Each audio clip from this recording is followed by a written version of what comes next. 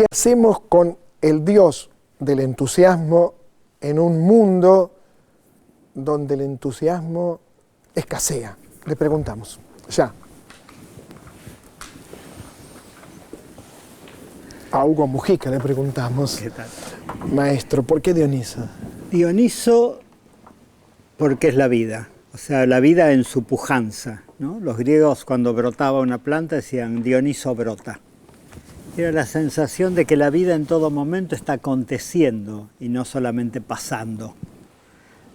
O que la vida es una aspiración a más vida y no simplemente a perdurar, ¿no? Yo quiero recuperar esa pasión por la existencia en una época en que todo se volvió un cálculo y de alguna forma un funcionar, y vivir carecemos de pasión por la vida y de entusiasmo, ¿no? Entusiasmo en el sentido de la palabra, que es entheos, sentirse lleno de Dios, pero Dios no en el sentido, por así decirlo, religioso, sino en ese plus de la vida que aspira a seguir viviéndonos a través de nosotros y que se va a rebasar y va a seguir cuando no estemos, ¿no?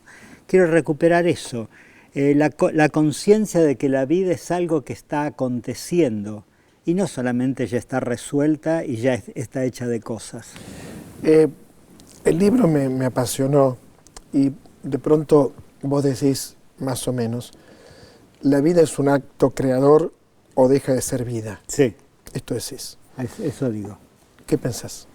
Pienso que la vida es un acto creador o deja de ser vida, en el sentido de lo que vengo diciendo, ¿no? De que nosotros damos por descontado el estar, como que la vida nos fuese una tarea de sostenerla y de alguna forma expandirla. O sea, la vida nos busca para vivirse, no para solamente estar. Y el acto creador implica de que nosotros no vinimos a un mundo resuelto que ya está objetivado y dentro del cual hay que movernos. Vinimos a crear, a generar historia, y además a través de esa historia, ese crear y la vida que nos viene a nosotros, ahí nos vamos también configurando nosotros como algo que nunca había acontecido a la vida. Uh-huh. Hay palabras que son tan tuyas: abrirse, devenir, advenir, surgir, crear, nacer, ¿no? Ahora, Dioniso fue siempre escapando, se tenía que transformar en otro, sí, por la ira que le provocaba a Zeus, a la mujer de Zeus, al amante de Zeus, creo. Sí. Entonces tenía que cambiar permanentemente de ropaje. Y de máscara. Es una pluralidad, Dioniso. Es Claro. una pluralidad. O sea, por un lado está lo griego, que es la unidad. O sea, A es igual a A. Eso es la quinta esencia de lo griego, ¿no? El principio de identidad. Por otro, misteriosamente, en el panteón griego meten a este dios que es el de la diferencia, el que nunca es igual a sí mismo. Es el principio de contradicción contradiciendo el principio de identidad. Es el plural, es el que no tiene fechas ni nadie sabe, no se reconoce nunca. Entonces, de alguna forma, los griegos entienden que la unidad sin la pluralidad, de cierta forma, sin la ruptura, se asfixia.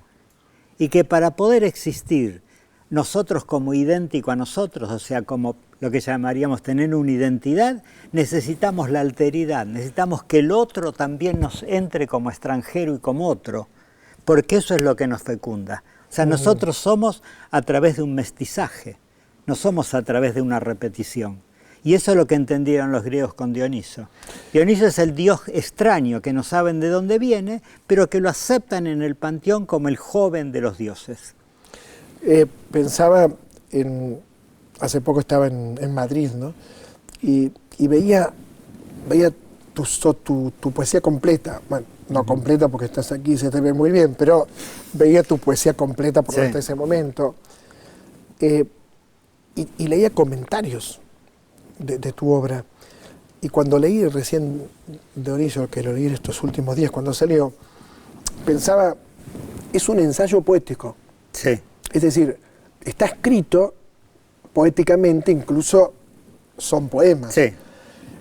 Y yo pensaba, quizás toda tu obra es un ensayo poético. Quizás todo lo que es escrito, las relaciones con Hölderlin, bueno, se ha escrito un libro sobre Track, Sí. sea que pensar poéticamente, ese es un desafío.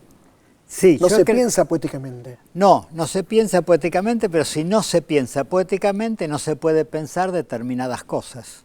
Por ejemplo, si no pensás poéticamente, te tenés que ceñir, para volver a lo mismo, al principio de identidad. No podés decir cuadrado o redondo. Poéticamente lo podés decir. Entonces, si vos querés captar el temblor de la vida, tenés que recurrir a la poesía. Porque la poesía no define, sino que señala. O sea, después de todo enseñar, ¿qué es? Hacer señas.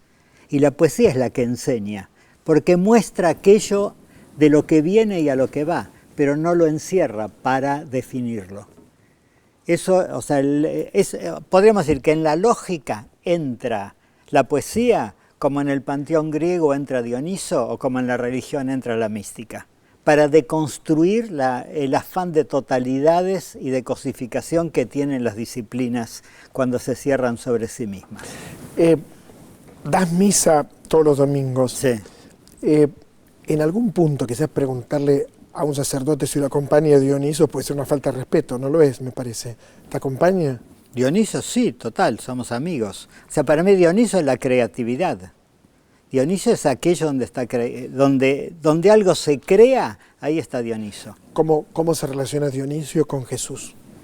No tanto. Pero también yo creo que, de nuevo, el traer cosas de afuera fue la inteligencia que tuvo por ahí la Iglesia en los primeros tiempos, después no tanto. Pero es la idea de que, o sea, Francisco es Dioniso también, San Francisco, ¿no?